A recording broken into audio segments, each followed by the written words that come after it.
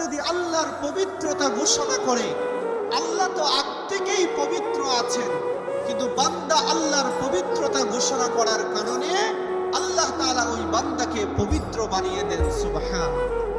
আমরা বড় গুনাহগার, আমরা বড় পাপী, কিন্তু যখন আমরা আল্লাহর পবিত্রতা বর্ণনা করি তো আল্লাহ বলেন, বান্দা তুই আমার পবিত্রতা বর্ণনা করছিস, আমি তো আগ থেকেই পবিত্র আছি, এই ডাকের কারণে আমি তোকেই পবিত্র বানিয়ে তোর গুনাহগুলি আমি ক্ষমা করে দিলাম। সুবহানাল্লাহ। হাদিসে পাকে আছে, বুখারী শরীফের হাদিস, যেই ব্যক্তি আল্লাহকে সন্তুষ্ট করার জন্য সুবহানাল্লাহ ওয়ালহামদুলিল্লাহ ওয়ালা ইলাহা ইল্লাল্লাহু আল্লাহু আকবার এই বাক্যগুলো বেশি বেশি করে পাঠ করবে, বান্দা একবার সুবহানাল্লাহ বলার কারণে আল্লাহ তাআলা জান্নাতের মধ্যে ওই বান্দার জন্য ছোট্ট একটি গাছের চারা রোপণ করে দেন। ছোট্ট একটি গাছের চারা রোপণ করে দেন। বান্দা যখন জান্নাতে যাবে, জান্নাতে যাওয়ার পরে বিশাল এক বৃক্ষ দেখতে পাবে, যেই বৃক্ষর শাখা প্রশাখা ডালা এত বেশি বিস্তীর্ণ হবে, এত বেশি লম্বা হবে, জান্নাতি ঘোড়া 500 বছর দৌড়িয়ে ওই বৃক্ষের ছায়া শেষ করতে পারবে না। তখন বান্দাকে বলা হবে, দুনিয়াতে যে মাহফিলের ওই স্থলে বসে একবার সুবহানাল্লাহ বলছিলাম, ছোট্ট গাছের ছাড়া আমি রোপণ করেছিলাম, ওই গাছের এত বিশাল শাখা প্রশাখা ছায়ায় আজকে বিস্তীর্ণ হয়েছে, জান্নাতি একটি ঘোড়া 500 বছর দৌড়িয়ে ওই গাছের ছায়া শেষ করতে পারবে না। সুবহানাল্লাহ। এজন্য সুবহানাল্লাহ বললে লাভবান হব না ক্ষতিগ্রস্ত হব? বলেন, লাভবান নাকি ক্ষতিগ্রস্ত হব? আর বান্দা যদি এরকম সুবহানাল্লাহ ওয়ালহামদুলিল্লাহ শব্দগুলো আল্লাহকে সন্তুষ্ট করার জন্য বলে, বুখারী শরীফের হাদিস, তামলাউ মা বাইনাস সামাওয়াতি ওয়াল আরদ, পৃথিবীর আকাশের নিচে ভূমণ্ডলের উপরে বিশাল যেই মধ্যবর্তী খোলা আকাশ, বান্দার জিকিরের কারণে আল্লাহ তাআলা এই মহা আকাশকে, বিশাল এই খালি জায়গাকে আল্লাহ তাআলা নেকি দিয়ে এটাকে ভরপুর করে দেন। সুবহানাল্লাহ। এজন্য বড় বড় দার্শনিকরা বলেন, ইহকালীন জীবনের বিষয়গুলো বোঝা অনেক কঠিন, বাস্তবায়ন করা অনেক কঠিন, বোঝা সহজ। পরকালীন জীবনের বিষয়গুলো বোঝা অনেক কঠিন, বাস্তবায়ন করা অনেক সহজ।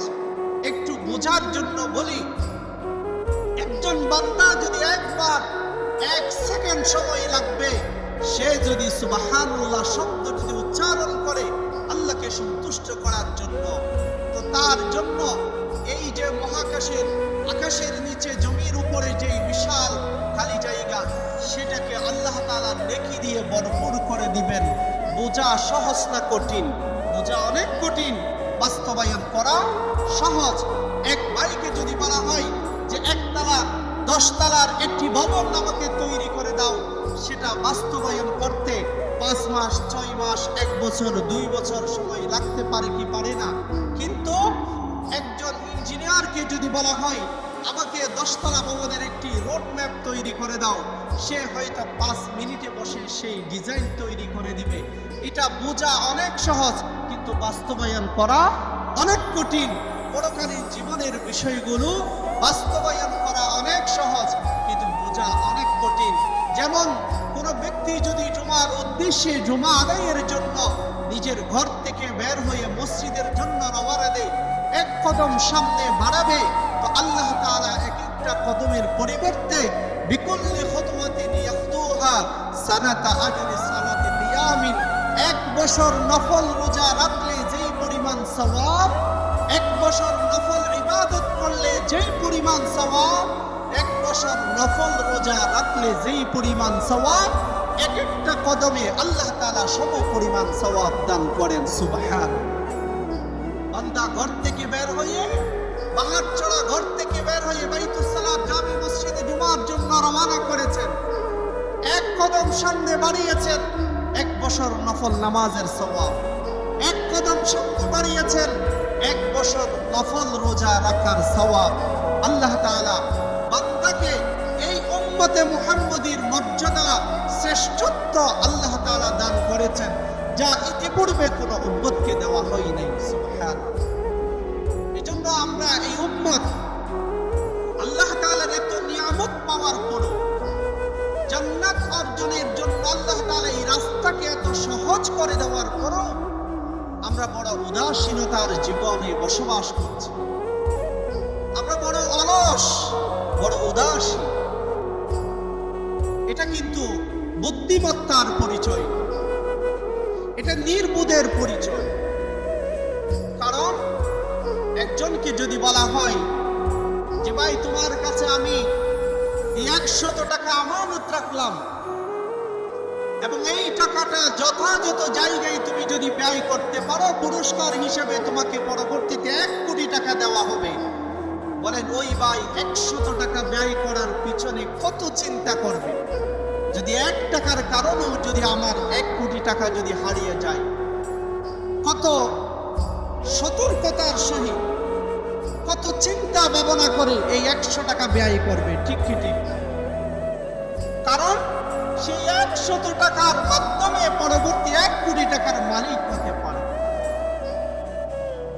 আল্লাহ রাব্বুল আলামিন আমাদেরকে এই দুনিয়ায় 60-70 বছরের এক ছোট জীবন নিয়ে দুনিয়াতে পাঠিয়েছেন।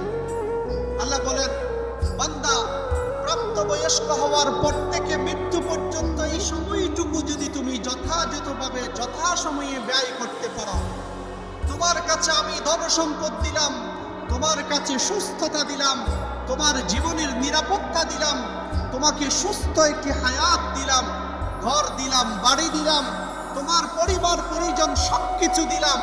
তুমি যদি যথাযথভাবে যথা জায়গায় তুমি যদি তার সঠিক ব্যবহার করতে পারো, পরকালীন জীবনে তোমার জন্য অফুরন্ত নিয়ামত হিসেবে আমি তোমাকে জান্নাত দান করব, যেই জান্নাতে ঢোকার পরে আর কখনো বের হতে হবে না। ওই জীবনের শুরু আছে, শেষ নাই, এমন একটি জীবনে তোমাকে আমি সুখে শান্তিতে রাখবো। সুবহানাল্লাহ।